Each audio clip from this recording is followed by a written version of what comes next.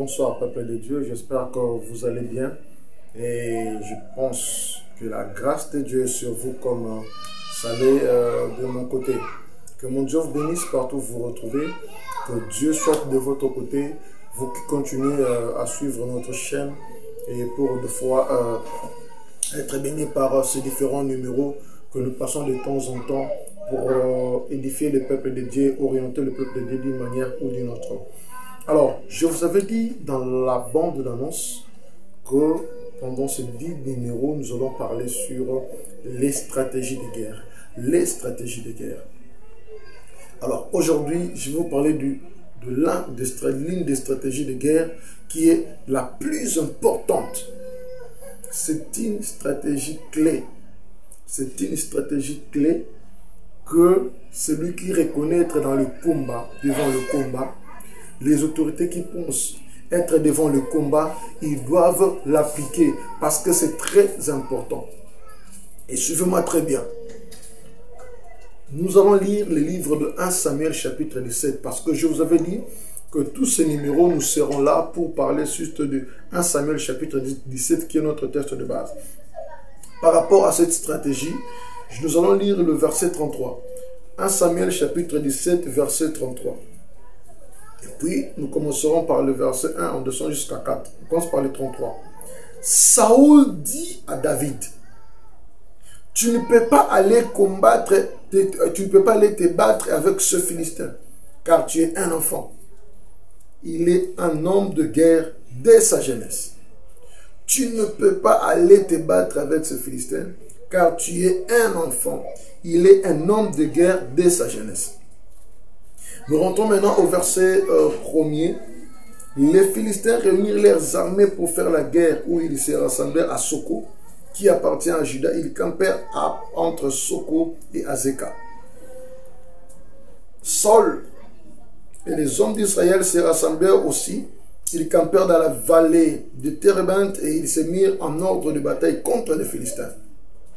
Les Philistins étaient vers les montagnes d'un côté, Israël était vers la montagne de l'autre côté, la vallée les séparait. Un homme sortit alors du camp des Philistins et s'avança entre les deux armées. Il se nommait Goliath. Il était de Gath. Il avait une taille de 6 coudées et un enfant. Sur sa tête était un casque d'airain et il portait une cuirasse et écaille du poids de 5000 cycles d'airain. Il avait aux jambes une armure d'airain, un javelot d'airain entre les épaules. Le bois de sa lance était comme une ensouple de tisserand et la lance pesait 600 cycles de fer. Celui qui portait son bouclier marchait devant lui. Amen. Ici, on parle de la guerre entre les Philistins et les enfants d'Israël. Sous le règne du roi Saoul. Écoutez-moi bien.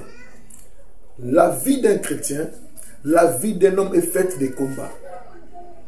L'élévation, c'est quoi? La bénédiction, c'est quoi? La stabilité, c'est quoi? C'est le résultat d'un combat que tu as mené, que tu as réussi. Je le dis toujours au peuple de Dieu, il faut respecter ceux qui ont réussi dans la vie. Oh, merci Seigneur. Il faut respecter ceux qui ont réussi dans la vie. Ceux qui ont réussi dans la vie, il faut le respecter. Pourquoi? Réussir n'est pas facile. C'est vrai, la grâce est sur nous, mais il y a ce qu'on appelle la part de Dieu et la part de l'homme. Oh, merci Seigneur.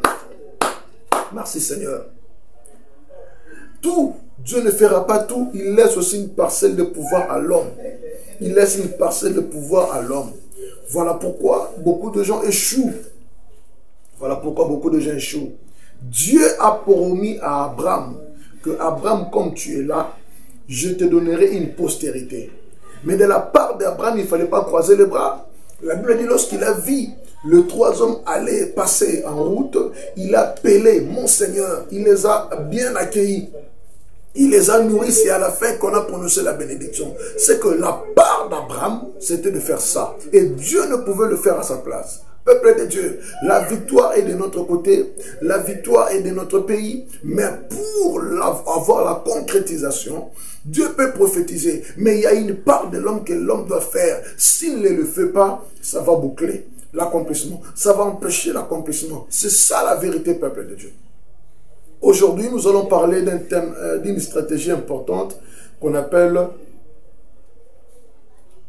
l'information sur l'ennemi. L'information sur l'ennemi. Faites très attention. La première stratégie, où que vous soyez, quel que soit votre domaine, même dans notre pays, il faut la première des choses, avoir l'information sur l'ennemi. L'information sur l'ennemi. Pas seulement l'ennemi, dans toutes choses, dans tous les domaines, lorsque tu veux réussir, la première des choses, il faut avoir l'information sur l'information. L'information. Beaucoup de gens, ils sont forts. Beaucoup de gens sont là, ils se donnent à beaucoup, ils sont là, ils se donnent de foi le luxe de dire que moi, j'aurai la victoire. Mais sans avoir l'information, oh, merci Seigneur, c'est ce qui a manqué à Samson. Samson voyait Delilah comme toute femme. Mais s'il avait fait un effort d'avoir l'information claire de Delilah, peut-être il n'allait pas arriver jusqu'à vendre, jusqu'à dire le secret de sa force. Peut-être n'allait pas, de fois, avoir une finalité qui était médiocre, bien que Dieu lui a fait grâce à la fin. L'information est très importante. As-tu l'information sur l'ennemi? Qui te combat? C'est qui te combat? Comment est constitué celui qui te combat? Voilà pourquoi Saoul avait toute l'information sur l'ennemi. Il dit même à David, David, toi tu ne peux pas aller combattre cet homme, parce que c'est un homme de guerre dès sa naissance. Il a cette information-là. Au verset 1, on dit, au verset 1 jusqu'au verset 5, on détaille Samson, qui il était, combien de mètres il mesurait. Donc l'ennemi, lorsque tu veux le combattre, il faut premièrement avoir l'information. Je te pose la question, c'est vrai tu es devant le combat, mais as-tu exactement décelé qui est ton ennemi? As-tu décelé qui est ton ennemi et qu'est-ce qu'il est? Beaucoup de gens échouent à cause de ça. Oh, merci Seigneur. Beaucoup de gens échouent à cause de cette manque d'information. Qui te combat? Quel est l'esprit qui te combat? Quel est l'homme qui te combat? Et tu peux connaître, il y a beaucoup de canaux pour connaître cela. Tu peux connaître ça via les hommes de Dieu. Tu peux connaître ça, même Dieu peut te parler toi-même. Mais il y a beaucoup de canaux. J'aimerais, après cette stratégie, arrête d'abord de combattre, mais décèle d'abord les vraies informations sur ton ennemi. Et tu vaincras. Partage cette vidéo. Que mon Dieu te bénisse.